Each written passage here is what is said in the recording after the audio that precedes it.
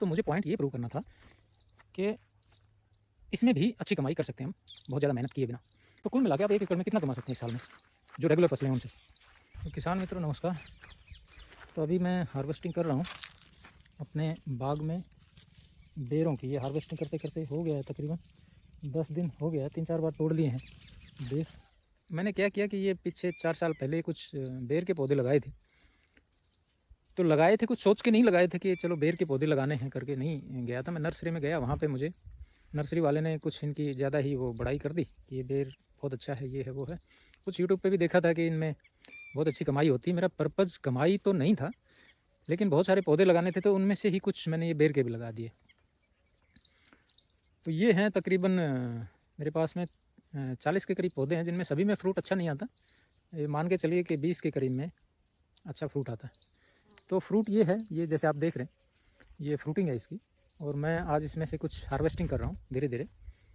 जो बेर है वो मेरे यहाँ पे जब भी मार्केट में जो मैं देखता हूँ वो सारा बाहर से आता है। यहाँ पे इतने ना तो बाग हैं बेर के, और एक पर्टिकुलर टाइम होता है जब बेर का मार्केट में बहुत ज़्यादा सप्लाई होता है।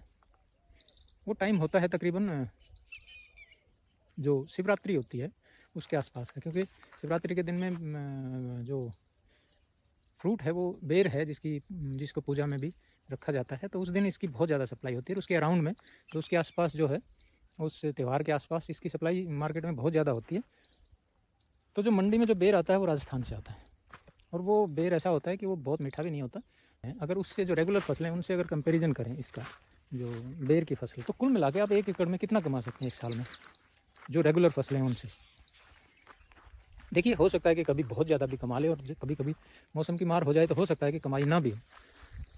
तो मैं एक एवरेज की बात कर रहा हूँ। एवरेज ये है कि 1 एकड़ से आप तकरीबन 50,000 रुपये कमाई कर सकते हैं, खर्चा वगैरह काट के।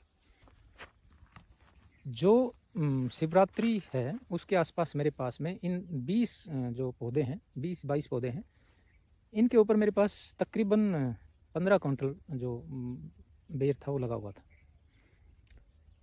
और मैंने इसलिए नहीं तोड़ा उसको, तकरीबन 60-70 केजी ही तोड़ के उस दिन मैंने बेचा था।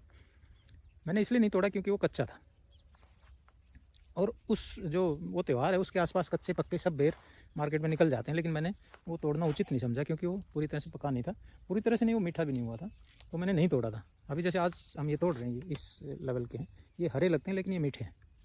ये जो है ये बहुत मीठा बेर है। तो क्योंकि उस दिन ये इतने ज़्यादा मीठे नहीं हुए थे और कच्चे थे, तो मैंने नहीं तोड़ा।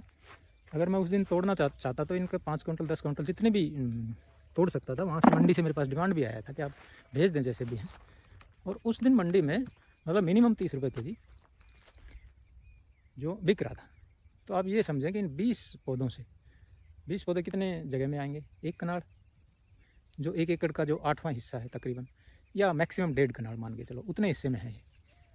तो उतने हिस्से में अगर 20 क्विंटल बेर मेरे पास उस दिन मैं तोड़ लेता तो 30 के हिसाब से भी देखें तो 20 क्विंटल का 60,000 रुपया होता है। ठीक है, इनमें कोई देखभाल नहीं है।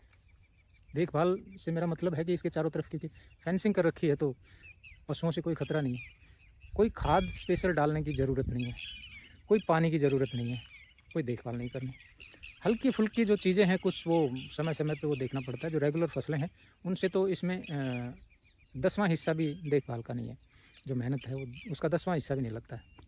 मैं आपको सिर्फ 20 पौधों की ये स्टोरी बता रहा हूँ, ठीक है। जबकि मैंने अभी बहुत ज़्यादा सप्लाई किए नहीं है मार्केट में, और लेकिन सिर्फ ये एक पॉइंट प्रूव करने के लिए मैंने मार्केट में भेजे। अब की बार बेर मैं खुद लेके गया, और तब पता चला कि हाँ डिमांड है इनकी भी मार्केट में।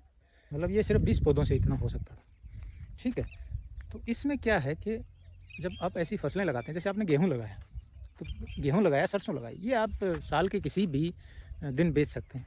इनको आप किसी भी दिन मंडी ले जा सकते हैं, ये बिक जाएंगे आपके। एक भाव तय है इनका, एक एमएसपी है, उसके आसपास ये बिक जाते हैं। किंतु बेर में ऐसा नहीं है।